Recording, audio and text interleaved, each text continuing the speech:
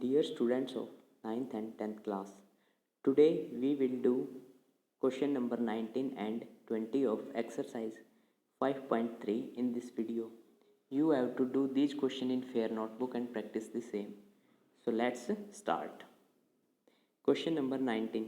200 logs are stacked in the following manner. 20 logs in the bottom row, 19 in the next row, 18 in the row next to it, and so on. In how many rows are the 200 logs placed and how many logs are in the top row? बच्चों logs होते हैं जो ये लकड़ी के लट्ठे होते हैं ना, उनको बोलते हैं, ठीक है। तो 200 logs हैं, वो निम्नलिखित ढंग से हमने उनका ढेर बना रखा है, ठीक है। सबसे नीचे वाली रो में है 20 logs, उससे ऊपर वाली में है 19, उससे और ऊपर वाली में है 18 और इस तरीके से ये कंटिन्यू है। क्वेश्चन में पूछा हुआ है कि जो ये 200 लोग होंगे यानी 200 लॉग्स वो कितने रोज में प्लेस किए जाएंगे और टॉप रोज में कितने लॉग्स होंगे, ठीक है। तो आओ इसको शुरू करते हैं। Number of logs in the rows are in AP. तो बच्चों ये जो नंबर ऑफ लॉग्स हैं ये एपी में होंगे, क्यों? क्योंकि देखो फर्स्ट में कितने 20, सेकंड में 19 और फिर 18, सभी में -1 का डिफरेंस आ रहा है, इसलिए ये क्या है एपी में। तो इसकी फर्स्ट टर्म क्या बच्चों 20, common difference a2 - a1, 19 - 20 -1। Total number of logs Sn = 200, ये हमें दिया हुआ है। Sn = n/2 2a + n-1 × d। जब इस फार्मूले में हम a की और d की और Sn की वैल्यू को रखेंगे तो हमारे पास क्या आ जाएगा 200 = n/2 2 × 20 + n-1 × -1। जब इसको आगे हम सोल्व करेंगे तो हमारे पास क्या आएगा 200 = n/2 40 प्लस का 1 - n। बच्चे प्लस का 1 - n कैसे आया ये समझो। यहाँ पर जब इस -1 की इसके साथ मल्टीप्लाई करेंगे तो माइनस का n आता और ये प्लस का 1 हो जाता, इसलिए मैंने n वाली टर्म्स को एक तरफ ले गए और बगैर n वाली टर्म एक साथ कर दी, इसलिए ये मैंने यहाँ पर 40 + 1 - n लिख दिया। अब जब इसको आगे सोल्व करेंगे तो हमारे पास कितना आ जाएगा 200 = n/2 41 - का n। जब इस इक्वेशन को हम सोल्व करेंगे यानी जब दोनों तरफ हमने क्या किया 2 से मल्टीप्लाई, तो हमारे पास क्या आया 400 = n × 41 - का n। जब इस n के अंदर मल्टीप्लाई कराएंगे तो हमारे पास क्या आ जाएगा 400 = 41n - का n²।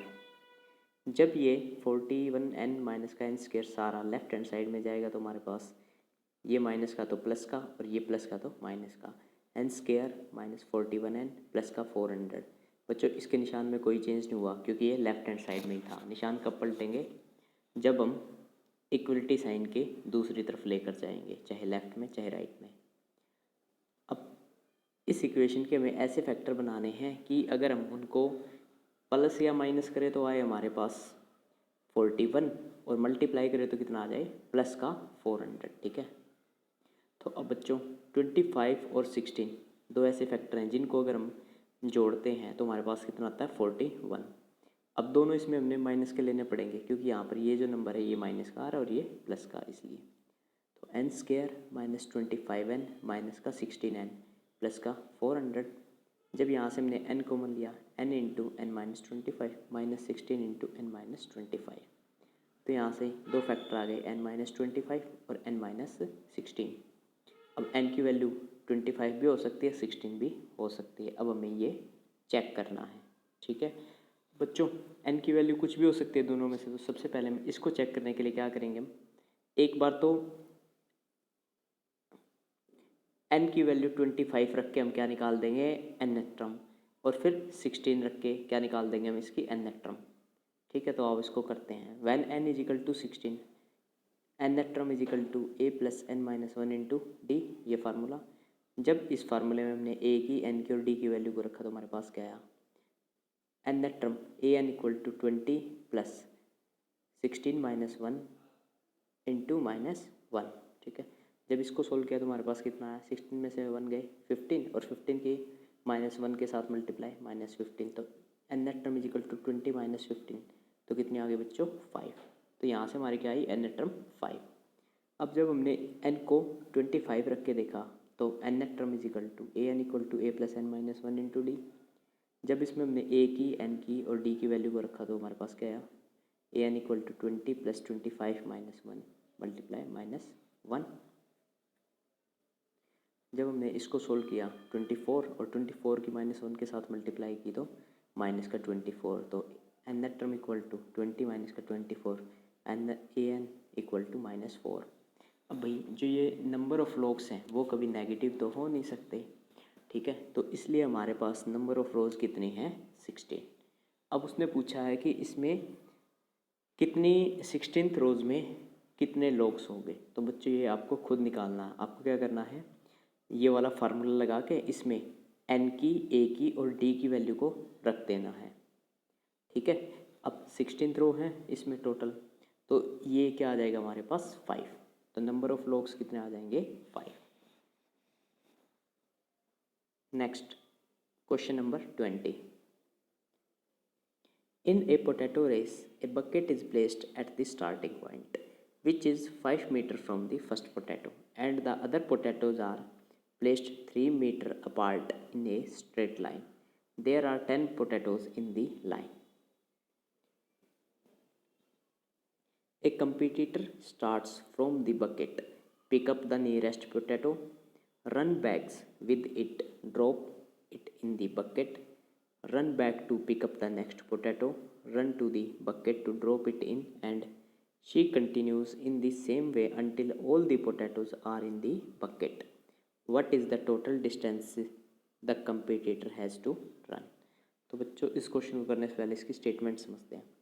एक पोटैटो रेस है, यानी एक आलू दौड़ प्रतियोगिता है। उसमें स्टार्टिंग पॉइंट पर एक बाल्टी रखी हुई है और उस बाल्टी से 5 मीटर की दूरी पर पहला आलू है, और उस पहले आलू से 3 मीटर की दूरी पर दूसरा, और दूसरे आलू से 3 मीटर की दूरी पर तीसरा, और तीसरे आलू से 3 मीटर की दूरी पर चौथा। इस तरीके से वो एक सीधी लाइन में रखे हुए हैं। अगर उस लाइन में टोटल 10 पोटैटोज़ हैं, ठीक है, उस लाइन में कितने पोटैटोज़ हैं 10। कंपटीटर स्टार्ट करता है बकेट से भागना, नियरेस्ट पोटैटो को उठाता है, यानी फर्स्ट पोटैटो को उठाया उसने, इसके साथ वापस आया और इसको बाल्टी में डाल दिया।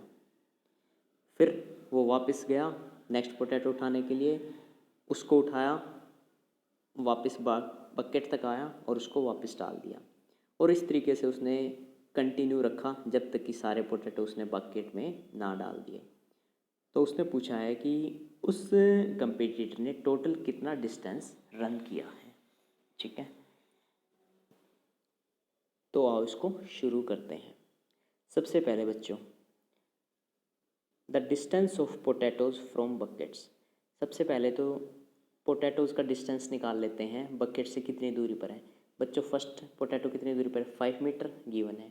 नेक्स्ट पोटैटो बच्चों इस पहले से 3 मीटर की दूरी पर, तो कितना हो गया बच्चों 8 मीटर, यानी दूसरे पोटैटो का डिस्टेंस बकेट से 8 मीटर, तीसरे पोटैटो का 11, चौथे पोटैटो का 14, और इस तरीके से ये कंटिन्यू चलता आ रहा है, ठीक है।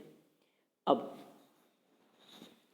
नेक्स्ट उसमें क्या लिखेंगे हम, the distance run by competitor to pick up the potatoes and drop it in the bucket are. बच्चों कंपटीटर एक पोटैटो को, यानी कंपटीटर इन आलूओं को उठाने में और उसको बाल्टी में डालने के लिए कितना डिस्टेंस तय करेगा, डबल टाइम डिस्टेंस तय करना पड़ेगा जितनी दूरी पर वो थे। कैसे, अब देखो, अगर ये आलू 5 मीटर की दूरी पर यहाँ रखा है तो ये इसको उठाने के लिए यहाँ से आएगी 5, और फिर इसको वापस डालने यहाँ बाल्टी के पास जाएगी 5, यानी 10, ठीक है। तो फर्स्ट डिस्टेंस कितना आ गया कंपटीटर के द्वारा 10।